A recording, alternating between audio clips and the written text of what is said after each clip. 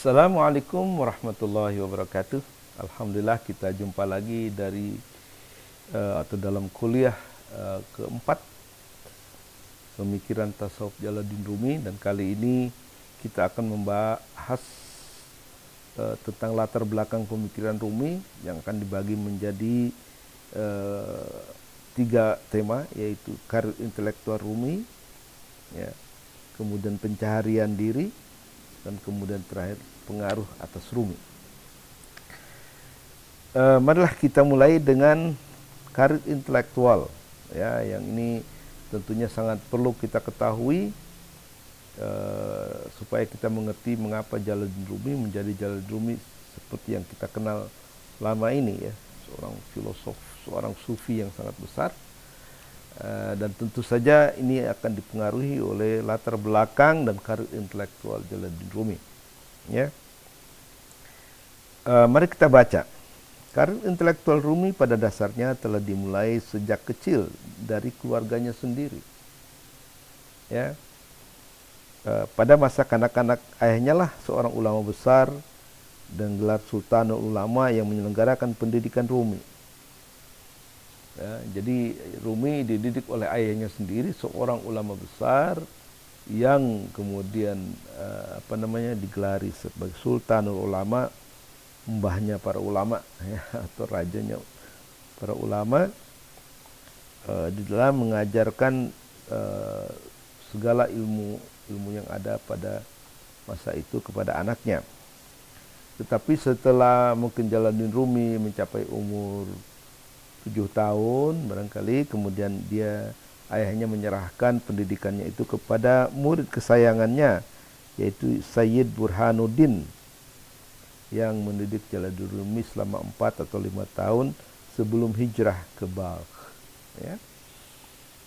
Nah, selain itu juga Jalaluddin Rumi memang sudah memiliki potensi intelektual dan spiritual yang besar. Misalnya pada usia 6 tahun dia dikatakan sudah mengilhami rekan-rekan mainnya dengan ide-ide yang tinggi, ya, filosofis, dan dia juga sudah terbiasa melakukan puasa yang luar biasa, ya. Jadi pendidikan dari keluarganya yang baik, kemudian ditambah dengan potensinya yang besar yang telah melancarkan, ya, proses pendidikan Jalaluddin Rumi.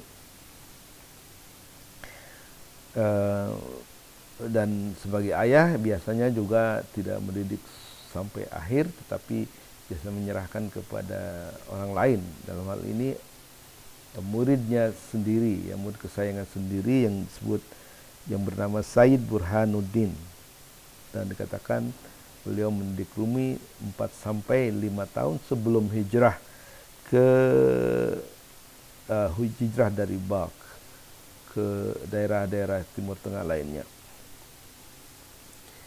Dan mungkin perlu disinggung sedikit di sini kenapa Jalaluddin Rumi hijrah dari Balkh. Balkh itu adalah kota sebelah selatan Kabul, Afghanistan, tapi pada masa setelah beliau lahir, ya, tahun 1207, terdengar kabar adanya penyerangan dari Mongol yang dipimpin oleh Hulagu Khan, dan itu tersiar kabar yang mengerikan, ya, bahwa Hulagu Khan tentaranya itu kalau sudah menduduki sebuah kota, itu kota itu dihancurkan dan penduduknya banyak yang dibunuh. Jadi mendengar berita seperti itu adalah bijaksana bagi ayah Rumi untuk mengajak keluarganya hijrah, mengungsi dari kota kelahiran Rumi, yaitu kota Balkh. Oleh karena itu maka kadang-kadang Jalaluddin Rumi juga selain Rumi juga disebut Al-Balkhi, ya, artinya berasal dari kota Balkh. Dan pengembaraannya ini pengembaraan yang panjang, ya, panjang dan tidak kembali sampai akhir hayatnya. Dia pergi ke beberapa tempat, ya, dan di sana dia bertemu dengan tokoh-tokoh hebat seperti Fariduddin Attar, pengarang buku Mantiqut Thair, dan Syihabuddin Umar Suhrawardi, pengarang buku Awalul Ma'arif. Dan ini bukan, jangan dikelurikan ya dengan Syihabuddin Yahya Suhrawardi Al-Maktul ya, karena Suhrawardi Al-Maktul itu sudah meninggal pada tahun 1191, jadi mungkin sekitar 15 tahun sebelum Jalaluddin Rumi lahir ya.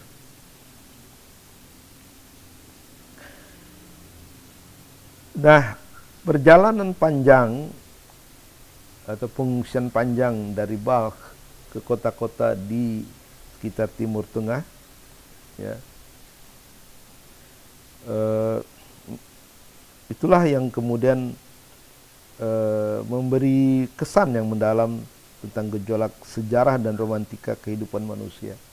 Sedangkan perjumpaannya dengan beberapa tokoh besar yang tadi saya singgung, misalnya Faridun Attar dan Syihabuddin Suhrawardi, telah membangkitkan antusiasme yang cukup besar untuk menjadi manusia terhormat. Nah, dikatakan juga bahwa ketika dia berjumpa dengan Faridun Attar, Faridun Attar sudah melihat bakat yang luar biasa dari Jalaluddin Rumi, dan dia mengatakan bahwa anak ini nanti akan ke masa depan, di masa depan akan menghidupkan antusiasme terhadap tasawuf ya, antusiasme spiritual.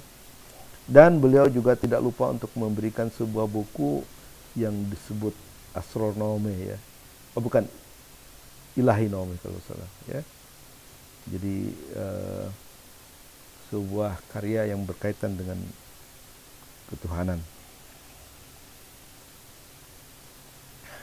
Sedangkan bakat yang dimilikinya cukup menonjol sehingga Faridun Attar, nah ini seorang sufi yang terkenal saat itu, dengan penuh optimisme meramalkan ya, hari akan datang di mana anak ini akan menyalakan api antusiasme ketuhanan ke seluruh dunia.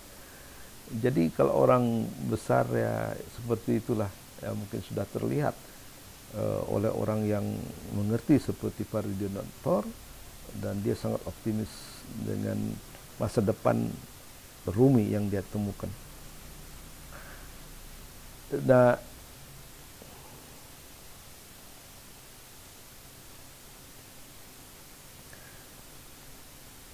dalam sejarahnya keluarga Rumi ini kemudian pergi ya dari satu tempat ke satu tempat yang lain. Kalau tidak salah ke Isfahan ya, di mana dia berjumpa dengan Faridun Attar, kemudian dia pergi ke Baghdad di mana dia mendengar tentang kehancuran kota Balkh oleh Hulagukan. Dan kemudian mereka melakukan haji ya ke Mekah, dan dari sana dia dianjurkan untuk tidak kembali ke Balkh tetapi menuju Syria ya.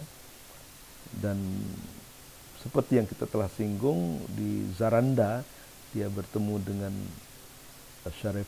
Syarafuddin, dan dia dikawinkan pada usia 19 tahun, dikawinkan dengan Zawhr Khatum kalau tidak salah ya. Dan Rumi, ayah Rumi terkenal, sudah terkenal pada saat itu sebagai Sultanul Ulama, dan itu menarik perhatian penguasa di Konya ya, yang merupakan ibu kota Saljuk Barat.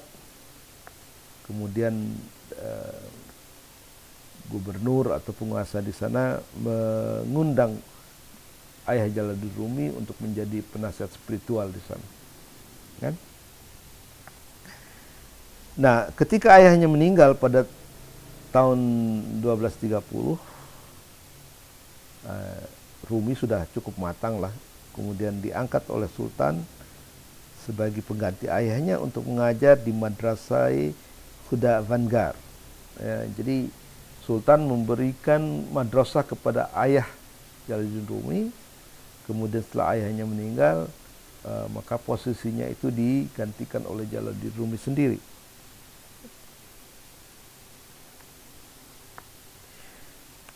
mengajar di sana dan menjadi penasihat para sarjana dan mahasiswa. Ya. Selain itu ia juga menggantikan profesinya sebagai penyiar agama kepada masyarakat dan terkenal karena kefasihannya. Ya. Dari ayahnya inilah Rumi menerima berbagai ilmu pengetahuan zamannya, terutama ilmu kalam yang cukup dalam mempengaruhi pola pemikiran teologisnya pada masa-masa sesudahnya. Ya, jadi ini peran antara lingkungan dan juga keluarga, ya, di mana Rumi dididik dengan sangat baik oleh keluarganya sampai ayahnya meninggal pada tahun 1230. Nah, tak lama kemudian Burhanuddin At-Tirmizi yang pernah menjadi gurunya pada masa kecil datang ke Konya untuk menjumpai Rumi yang kemudian mendidiknya sekali lagi selama 9 tahun. Jadi pendidikan Rumi terus berjalan setelah ayahnya meninggal. Jadi dia mengajar juga, tapi juga mendapat pengajaran dari Burhanuddin At-Tirmizi yang mendidiknya sekali lagi selama 9 tahun. Ya. Dikatakan bahwa di bawah pengaruhnya Jalaluddin Rumi yang sekarang berusia 25 tahun, ya, menjadi penuh dengan antusiasme pada disiplin dan ajaran-ajaran para sufi, yaitu laki-laki dan perempuan yang berusaha menyatukan diri mereka dengan Tuhan. Nah, ini definisi yang diberikan oleh Nicholson, ya, dalam bukunya Rumi. Oke. Jadi Jalaluddin Rumi sebagai anak, dia kemudian mampu menggantikan posisi ayahnya Sultanul Ulama di pusat kerajaan Seljuk Barat, yaitu di Konya. Kemudian menggantikan ayahnya mengajar dan penasihat sultan, tapi juga masih terus menerima pendidikan lebih lanjut, ya, di bidang teologi dari guru kecilnya, yaitu Burhanuddin At-Tirmizi selama 8 tahun. Dan pengaruhnya sangat besar karena Rumi kemudian sangat tertarik kepada ajaran-ajaran para sufi dan juga ajaran-ajaran teologi, ya. Nah, rupanya setelah Burhanuddin selesai mendidiknya, mungkin meninggal, ya. Setelah 8-9 tahun dia mendidik Jalaluddin Rumi, Jalaluddin Rumi terus melakukan meneruskan pendidikannya di kota Halab, ya, Aleppo, Syria, yang kemarin itu digempur oleh Amerika, sehingga kota yang disebut Walled City, ya, kota yang mempunyai pagar, ya, itu hancur. Tapi di sanalah Rumi melanjutkan studinya di bidang hukum di bawah bimbingan Kamaluddin Al-Adim, ya. Jadi Rumi terus sangat haus dengan ilmu pengetahuan sehingga dia meneruskan pelajarannya di kota Aleppo. Di sini pun ia menunjukkan prestasinya yang gemilang. Jadi dasar orang punya bakat, ya. Jadi dimanapun dia akan terus cemerlang.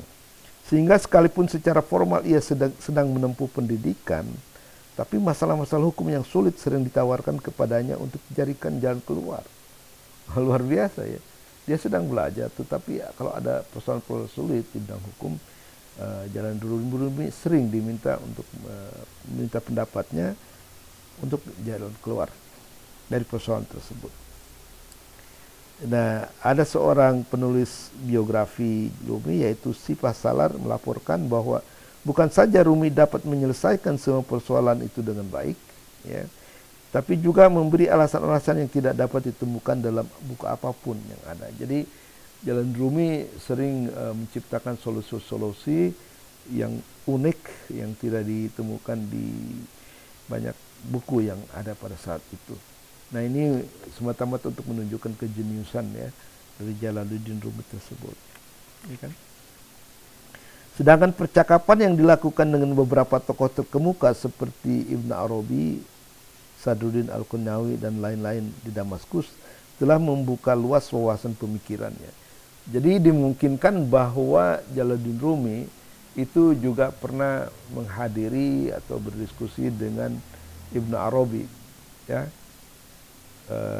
di Damaskus. Jadi Damaskus juga Syria, dekat dengan Aleppo. Jadi dari Aleppo itu dia datang ke Damaskus. Ya pasti di masa awal-awal lah, artinya Jalaluddin Rumi masih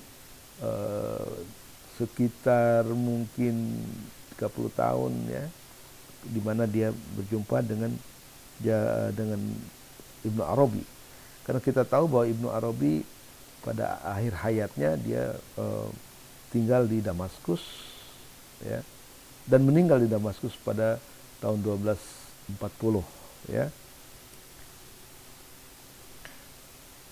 Dan kita tahu Ibnu Arabi itu adalah seorang filosof besar yang berasal dari Andalus, ya, pengarang buku Al-Futuhatul Makkiyah dan Fususul Hikam, yang telah menjadi sufi besar, dan dikatakan bahwa tidak ada sufi setelahnya yang tidak dipengaruhi oleh pemikiran Ibnu Arabi, ya.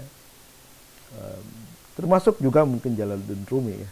Walaupun kita tidak begitu nampak, ya, tidak begitu jelas dari mana atau dari sudut apa pengaruh Ibnu Arabi itu kepada Jalaluddin Rumi.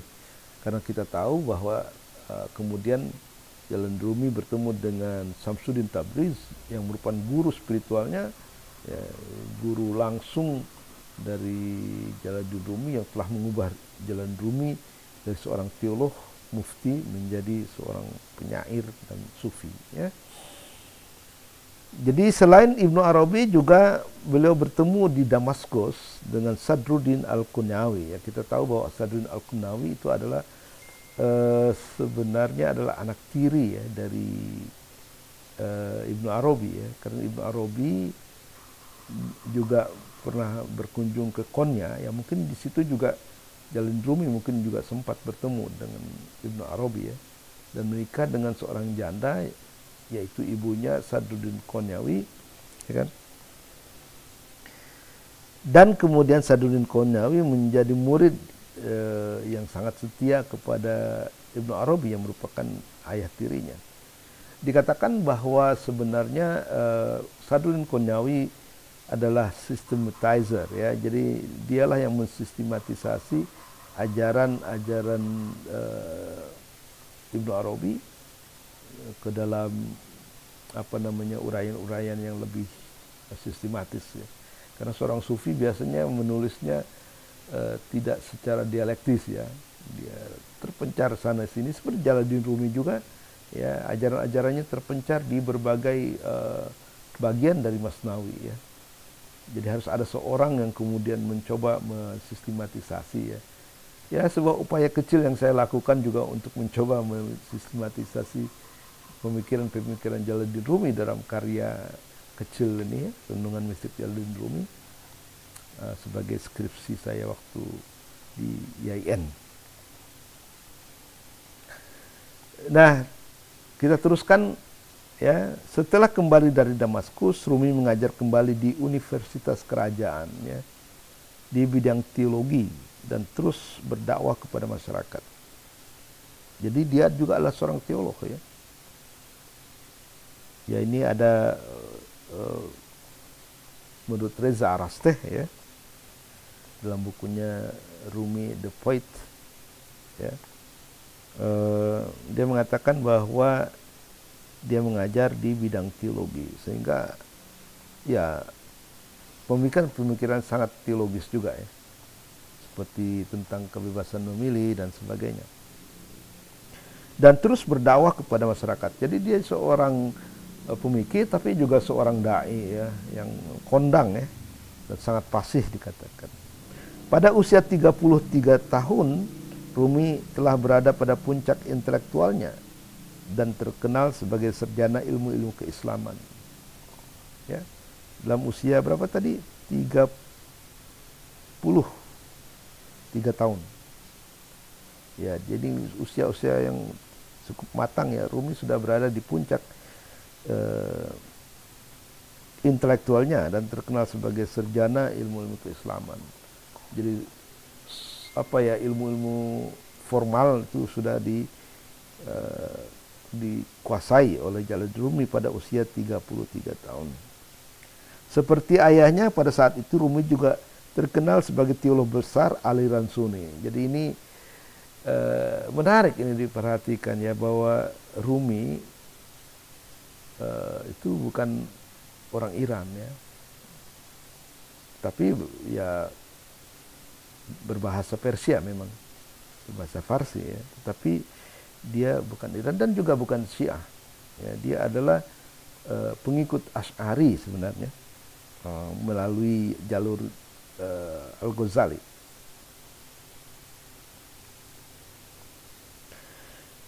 Ia dikatakan menganut aliran pemikir Asy'ariyah yang dinyatakan oleh Ali Nadwi sebagai berikut.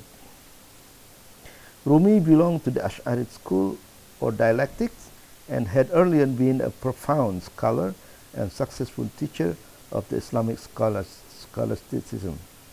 He did not, however, remain a mere interpreter of that school, but laid the foundation of a new method of the dialectical reasoning, which is quite distinct and more efficacious than method of earlier profounder of the school. He is nearly to Quranic argument in approach and treatment of the theological issues or problem, for he follow a footstep of the Quran in its simplicity, directness, and appeal to the common sense. Ya, artinya kira-kira begini. Rumi menganut aliran skolastik Asy'ariyah, dan segera setelah ia menjadi sarjana terkemuka dan seorang guru skolastik Islam yang sukses, namun ia tidak saja menjadi penafsir aliran ini begitu saja, ya, tapi juga telah meletakkan dasar sebuah metode baru penalaran dialektik yang sangat istimewa dan lebih jitu daripada metode para pendahulunya dalam aliran ini. Ya, kita terlihatlah dalam syair-syairnya itu, walaupun dia puisi ya, tetapi dia mengungkapkan argumen-argumen yang sangat tajam dan kadang-kadang membungkam yang lain ya. Dan itu juga berpengaruh terhadap terselamatkannya saya dari keraguan ya. Jadi Jalaluddin Rumi telah menyelamatkan saya dari sikap skeptis ya, dengan argumen-argumen yang sangat indah dan juga sangat mengena di hati saya. Ia lebih dekat dengan argumen Quran dalam mendekati dan menyelesaikan masalah-masalah teologis, karena ia telah mengikuti langkah-langkah Quran dalam hal kesederhanaan, kelangsungannya, dan himbauannya pada akal sehat. Ya, jadi Jalaluddin Rumi seorang sufi, tapi kalau kita ikuti ajaran-ajarannya itu sangat logis ya, dengan puisi-puisi yang indah. Dia sangat memukau dan memantapkan hati kita pada kebenaran-kebenaran yang dia diskusikan. Ya. Dan seperti yang akan kita lihat nanti pada uraian tentang renungan-renungan mistik Jalaluddin Rumi, kita akan melihat kebenaran pernyataan ini ya, bahwa ajaran-ajarannya selalu diikuti dengan argumen-argumen yang sangat rasional, yang susah kita bantah sebenarnya ya. Seperti misalnya ketika dia menjelaskan tentang keberadaan kebebasan memilih manusia, luar biasa Jalaluddin Rumi memberikan argumen-argumen yang sangat mantap ya. Misalnya kalau misalnya semua tindakan manusia dikatakan ditentukan oleh Tuhan, mengapa kita bisa mengatakan besok saya akan melakukan ini dan besok atau itu gitu. Kenapa misalnya kita marah kepada pencuri yang mencuri barang kita ya. Dan yang lebih mantap lagi, kenapa Al-Quran penuh dengan larangan dan suruhan kalau kita memang manusia tidak memiliki sama sekali daya pilih ya kan? Dan bahkan dia mengatakan hewan saja pun bisa mengerti bahwa manusia punya kebebasan memilih. Sebagai contoh dia mengatakan kalau misalnya kita menunggang kuda, kemudian kuda itu kita pecut sampai dia merasa kesakitan, pertanyaannya kepada siapa kuda itu kalau marah ya, kepada siapa kemarahan kuda itu diarahkan, kepada pecutkah atau kepada manusia? Katakan oleh Jalaluddin Rumi bahwa pasti kemarahannya diarahkan kepada manusia. Walaupun sebenarnya yang melukai tubuhnya itu kan pecut. Tapi dia tahu, hewan itu tahu maksudnya, bahwa pecut tidak punya daya pilih. Manusia lah yang punya daya pilih. Karena itu kalau mau marah ya harus marah kepada manusia ya. Tidak bisa marah kepada pecut. Walaupun pecut itulah yang melukai tubuhnya. Nah, inilah beberapa contoh ya. Contoh argumen yang sangat logik dari Jalaluddin Rumi dalam isu-isu teologis seperti takdir dan kebebasan. Nah, sebagai contoh saja itu. Nanti kita akan temukan lagi banyak contoh-contoh seperti itu di mana argumen-argumen tentang hal-hal yang gaib sekalipun ya. Dia bisa memberikan argumen-argumen yang rasional dan itu adalah mungkin metode baru. Ya, bahkan kita juga bisa melihat ya terobosan-terobosan yang luar biasa seperti misalnya kritiknya terhadap para filosof yang percaya pada keberadaan causal nexus ya, atau causality ya. Jalaluddin Rumi mengikuti Imam Ghazali, dia mengatakan bahwa sebenarnya keniscayaan hubungan sebab akibat itu adalah merupakan sebuah ilusi ya. Dan untuk menggambarkannya dia mengatakan ya seandainya anggap saja, atau misalnya kalau kita bayangkan diri kita memutar puntung rokok di waktu malam dengan cepat, maka apa yang terjadi? Yang terjadi adalah semacam ada tali yang panjang yang berterusan. Itulah ilusi yang diciptakan oleh gerakan api di waktu malam ya. Kita mungkin menduga bahwa itu adalah rangkaian sebab akibat, tapi sesungguhnya itu hanya ilusi, ya kan? Dan kritiknya juga lain kepada mungkin Newtonian physics ya, dan kemudian mendukung kepada macam quantum physics ya. Jadi kritiknya itu bisa diarahkan juga kepada fisika ya. Nanti kita akan sampai ke sana ketika kita menguraikan beberapa ajaran mistiknya yang luar biasa ya. Nah, selanjutnya dikatakan selain seorang teolog, ia juga seorang ahli hukum dan falsafah yang terkenal. Ya. Kebesaran Rumi terbukti bahwa sekitar 400 orang, diantaranya adalah tokoh-tokoh kenamaan, berkenan mengikuti kuliahnya yang juga mendapat perhatian istimewa dari raja-raja. Jadi yang datang berguru kepada Rumi itu bukan orang sembarangan, raja-raja, pangeran-pangeran dan juga menteri, wazir. Dan seperti dilaporkan Sultan Walad, anaknya, beliau memiliki murid sekitar 10.000 orang murid dan pengikutnya. Jadi sangat luar biasa ya, kalau dilihat dari usianya yang baru sekitar 35 tahun ya.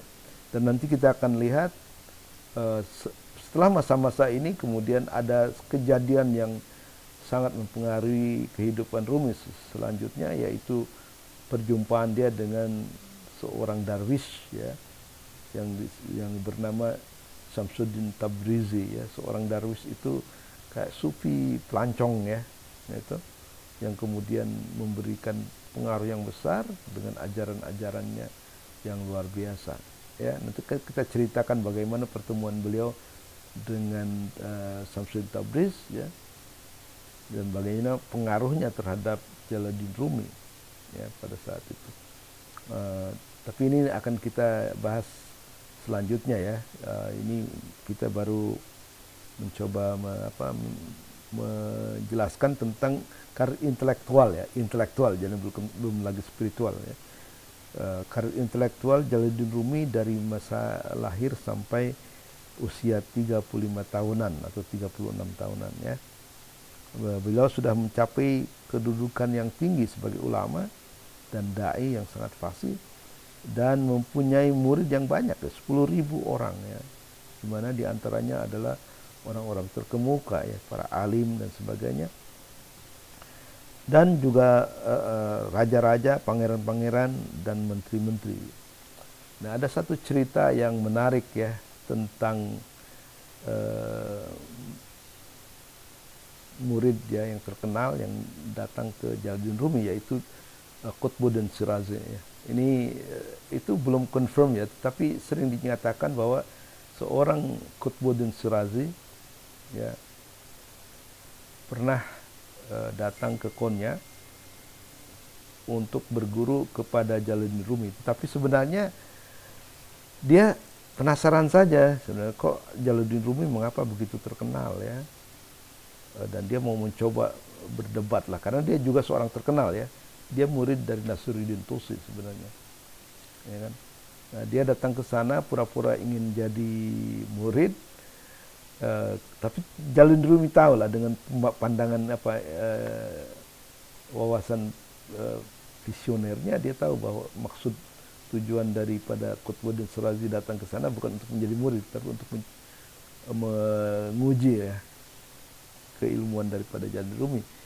Nah, dikatakan bahwa pada saat itu Rumi menerimanya, tetapi dengan syarat bahwa dia harus membersihkan kamar mandi, ya WC, kamar mandi dan sebagainya sampai waktu yang tidak ditentukan.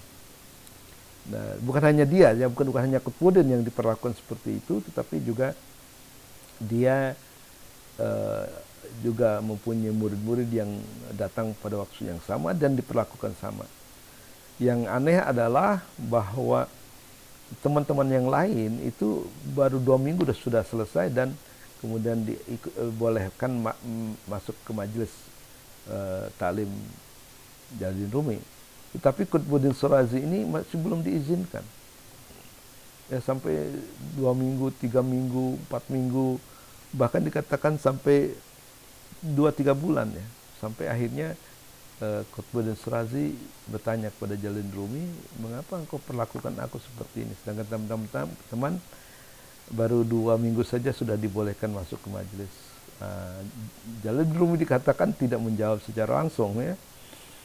Tetapi dia kemudian bercerita tentang seorang alim yang selalu tiap hari dia pergi ke madrasah untuk mengajar, dan dari rumahnya ke madrasah dia selalu melewati sebuah jalan di mana di situ ada seorang pengemis yang selalu minta-minta.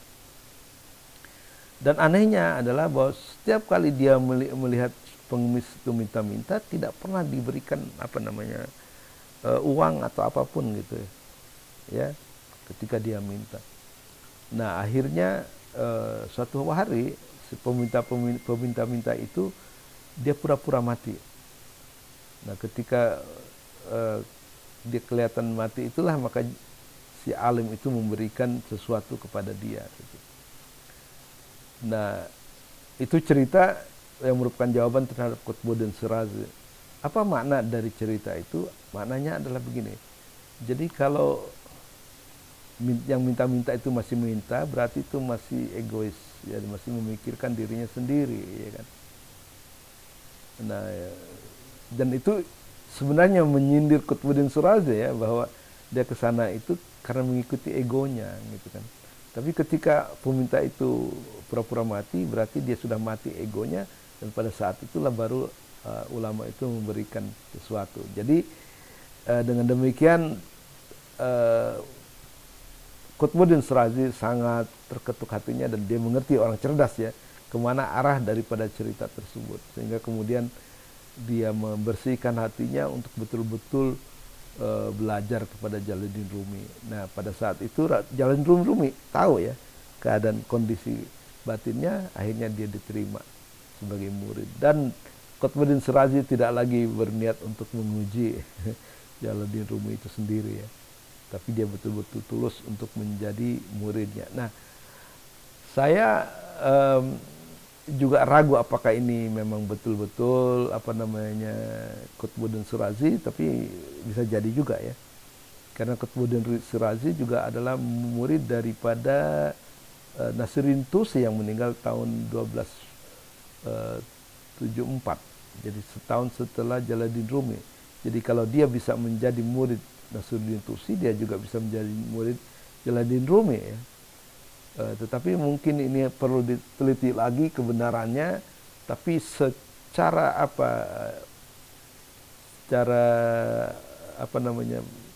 dilihat dari sudut pendidikan ya, ini tentu saja sangat bermakna ya, bahwa kalau kita mau berguru pada seseorang, niatnya itu memang tulus bukan untuk semacam dia yang mau menguji dan sebagainya, ya kan. Karena itu dia kemudian diperlakukan apa? Dia harus membersihkan WC dan kamar mandinya selama itu ya, sampai dia betul-betul tahu, Jalaluddin Rumi tahu bahwa niatnya menjadi benar dan tulus, ya kan. Nah, inilah satu hal yang apa ya menarik daripada perbincangan kita tentang karir intelektual Jalaluddin Rumi sebelum dia bertemu dengan Samsudin Tabrizi yang nanti akan kita bahas pada masa-masa yang akan datang ketika kita bicara tentang pengaruh atas Jalaluddin Rumi.